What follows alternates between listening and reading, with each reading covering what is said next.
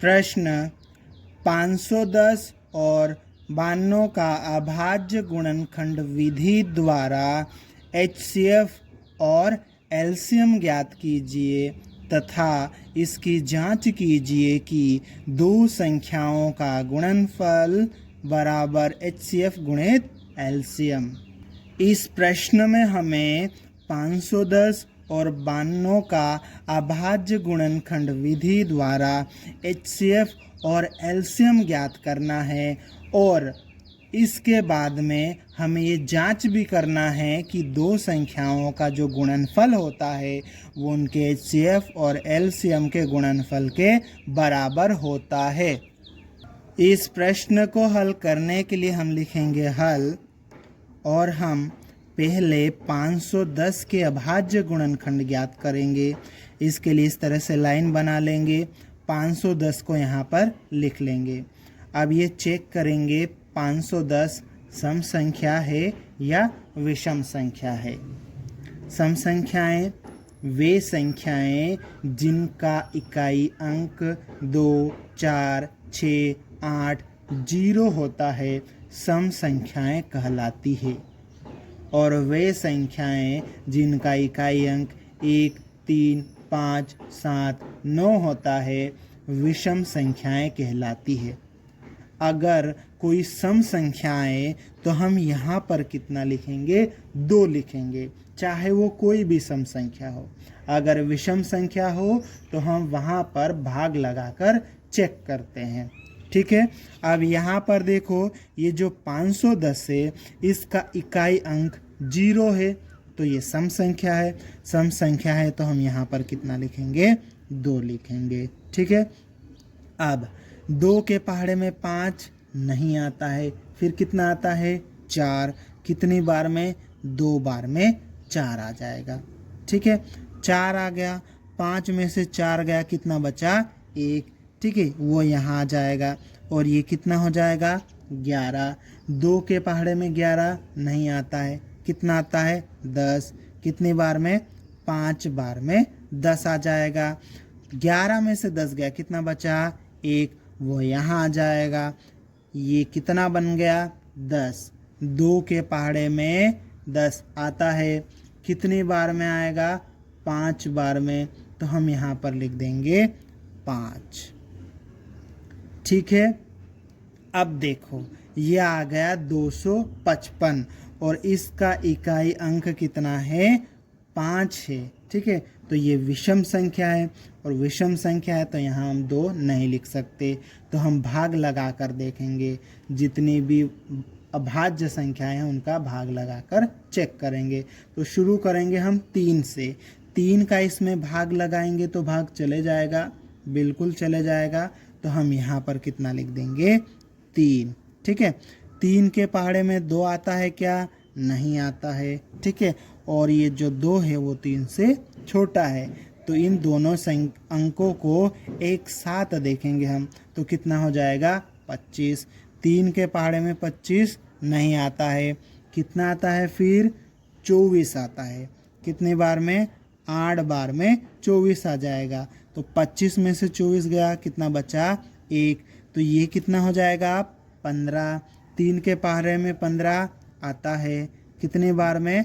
5 बार में 15 आ जाएगा। ठीक है, अब ये 85 आ गया, इकाई अंक 5, विषम संख्या है। 3 से भाग लगाकर देखो 85 में पूरी तरह से विभाजित नहीं हो रहा है। 5 से भाग लगा के देखते हैं, अब 5 से विभाजित हो रहा है, तो यहाँ पर हम लिख देंगे 5। ठीक है, अब 5 के पहाड़े में 8 नहीं आता है, कितना आता है? 5 आता है, कितनी बार में? 1 बार में आएगा। ठीक है, तो 8 में से 5 गया, कितना बचा? 3 बचा। ठीक है, और ये कितना बन गया फिर? 35। 5 के पहाड़े में 35 आता है, कितनी बार में? 7 बार में। ठीक है, अब ये 17 जो आया है ना, ये 17 तो खुद 17 के पहाड़े में ही आता है, तो यहाँ लिख देंगे 17। 17 एकम 17 एक बार में आ जाएगा। ठीक है, और ये 510 के अभाज्य गुणनखंड मिल गए। अब हम इसे लिख लेंगे, तो यहाँ लिखेंगे 510 बराबर, अब ये लिख लेते हैं 2 गुणित 3 गुणित 5 गुणित 17। ठीक है, 2 कितनी बार आया? एक बार, तो 2 की घात 1 लिख लो। 3 कितनी बार आया? एक बार, 3 की घात 1 लिख लो। 5 कितनी बार आया? एक बार, 5 की घात 1। 17 कितनी बार आया? एक बार, तो 17 की घात 1 लिखेंगे। इस तरह से हमने 510 के अभाज्य गुणनखंड ज्ञात कर लिए। अब हम 92 के अभाज्य गुणनखंड ज्ञात करेंगे। इसके लिए हम लिखेंगे, यहाँ पर लाइन खींच लेंगे और 92 लिख लेंगे। 92 देखो इकाई अंक 2 है, तो ये सम संख्या है, तो यहाँ पर हम कितना लिख देंगे? 2 लिख देंगे। ठीक है, अब 2 के पहाड़े में 9 नहीं आता है, कितना आता है? 8 आता है। कितनी बार में? 4 बार में 8 आ जाएगा। ठीक है, 9 में से 8 गया, कितना बचा? 1, तो ये कितना बन जाएगा? 12। 2 के पहाड़े में 12 आता है, कितनी बार में? 6 बार में। ये 46 आ गया, इकाई अंक 6 सम संख्या है, तो फिर से यहाँ पर हम लिखेंगे 2। ठीक, 2 के पहाड़े में 4 कितनी बार में आएगा? 2 बार में आएगा। ठीक है, 2 के पहाड़े में 6 कितने बार में आएगा?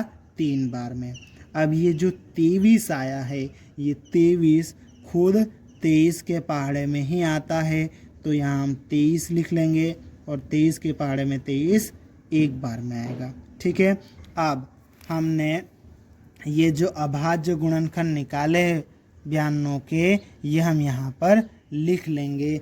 तो यहाँ लिखेंगे 92 बराबर, इनको लिख लो 2 गुणित 2 गुणित 23। ठीक है, 2 कितनी बार आया है? 2 बार, तो 2 की घात 2 लिख लेंगे, गुणित 23 कितनी बार आया है? एक बार, तो 23 की घात 1 लिख लेंगे। इस तरह से हमने 510 और 92 के अभाज्य गुणनखंड ज्ञात कर लिए। अब हम इनका HCF और LCM ज्ञात करेंगे। पहले हम HCF ज्ञात कर लेते हैं। ठीक है, HCF किस प्रकार से ज्ञात करते हैं कि जिन संख्याओं का हमें HCF ज्ञात करना है, उन संख्याओं के उभयनिष्ठ अभाज्य गुणनखंड लेना है। ठीक है, कॉमन प्राइम फैक्टर ही लेना है, उभयनिष्ठ अभाज्य गुणनखंड ही लेना है, और उसकी भी सबसे न्यूनतम घात को लेना है, सबसे कम घात को लेना है। और जो उभयनिष्ठ नहीं है, कॉमन नहीं है, मतलब दोनों के पास में नहीं है, उसको हम नहीं लेते हैं। ठीक है, तो यहाँ पर देखो 510 के अभाज्य गुणनखंड 2, 3, 5 और 17 है। 92 के अभाज्य गुणनखंड 2 और 23 से। तो देखो इनमें 3, 5, 17 तो यहाँ पे नहीं है, 23 वहाँ पर नहीं है। कॉमन जो दोनों के पास है वो क्या है? 2, ये रहा। ठीक है, और इस 2 की भी सबसे छोटी घात लेना है, तो ये 2 की घात 2, 2 की घात 1, तो 2 की घात 1 सबसे छोटी घात है, तो यहाँ जाएगा 2 की घात 1, और 2 की घात 1 का मतलब कितना हो जाएगा? 2। इस तरह से 510 और 92 का HCF बराबर कितना आ जाएगा? 2। अब हम क्या करेंगे? अब हम इन दोनों का LCM ज्ञात करेंगे। और LCM किस प्रकार से ज्ञात करते हैं? LCM जब हम ज्ञात करते हैं तो उन संख्याओं के प्रत्येक अभाज्य गुणनखंड को लेना है। अगर कोई अभाज्य गुणनखंड कॉमन है तो उसकी सबसे बड़ी घात को लेना है। ठीक है, और हर एक अभाज्य गुणनखंड को लेना है, एक भी छोड़ना नहीं है। ठीक है, तो इसके लिए हम लिखेंगे तथा LCM 510, 92 बराबर। अब देखो यहाँ पर अभाज्य गुणनखंड, इसमें ये देखो 510 के अभाज्य गुणनखंड 2 है, यहाँ पे 92 के पास में भी देखो 2 है। ये तो कॉमन निकला। कॉमन अगर हो तो सबसे बड़ी घात, देखो इसकी घात 1, इसकी घात 2, तो सबसे बड़ी घात वाला हम ले लेंगे अभाज्य गुणनखंड। तो यहाँ आ जाएगा 2 की घात 2 गुणित। ठीक है, ये कॉमन था, इसको हमने ले लिया। अब देखो बाकी और भी अपने को लेना है। ये 2 का काम कंप्लीट हो गया। अब 3 यहाँ पे है, यहाँ है क्या? नहीं है, तो नहीं है पर हमें लेना है, छोड़ना नहीं है। ठीक है, गुणित।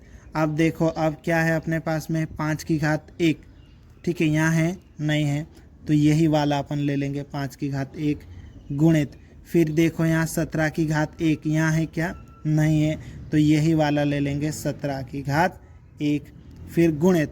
आप देखो यहाँ से तो पूरे कंप्लीट हो गए, यहाँ 2 ले लिया था, यहाँ देखो 23 की घात 1, वहाँ है क्या नहीं है तो यही वाला ले लेंगे 23 की घात 1, ठीक है। अब हम क्या करेंगे, इसको थोड़ा सा सोल्व कर लेते हैं, ठीक है। तो देखो 2 की घात 2 कितना हो जाएगा 4 हो जाएगा गुणित, ये 3 की घात 1 कितना हो जाएगा 3 गुणित, 5 की घात 1 कितना हो जाएगा 5 गुणित, 17 की घात 1 कितना हो जाएगा 17 गुणित, 23 की घात 1 कितना हो जाएगा 23। अब हम इन सब का गुणा कर देंगे, ठीक है, इन सब का हम गुणा करेंगे तो कितना आ जाएगा, 4 का गुणा 3 के साथ में करेंगे 12, 12 का गुणा 5 के साथ में करेंगे 12 पंजे 60 हो जाएगा, ठीक है। 17 और 23 का भी गुणा कर लेंगे तो इस तरह से हमारे पास में आ जाएगा 23,460। तो हम यहाँ पर लिख देंगे 23,460, ठीक है, ये हमारा एलसीएम आ जाएगा।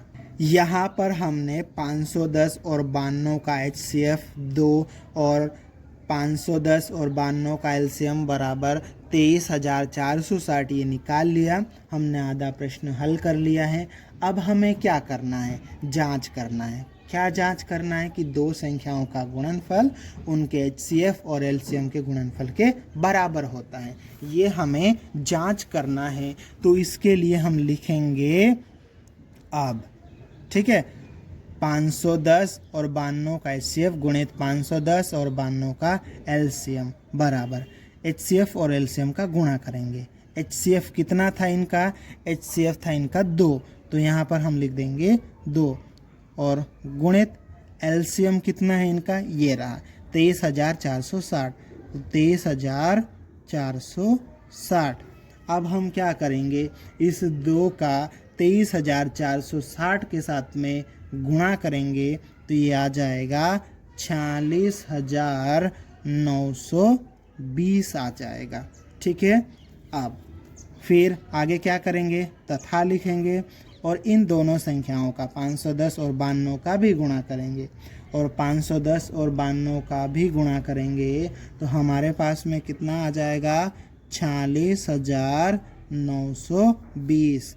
इन दोनों को देखकर आपको क्या लग रहा है कि इन दोनों के गुणनफल बराबर है, तो हम लिखेंगे अतः 510 और 92 का HCF गुणित 510 और 92 का LCM 510 और 92 के गुणनफल के बराबर है, ठीक है।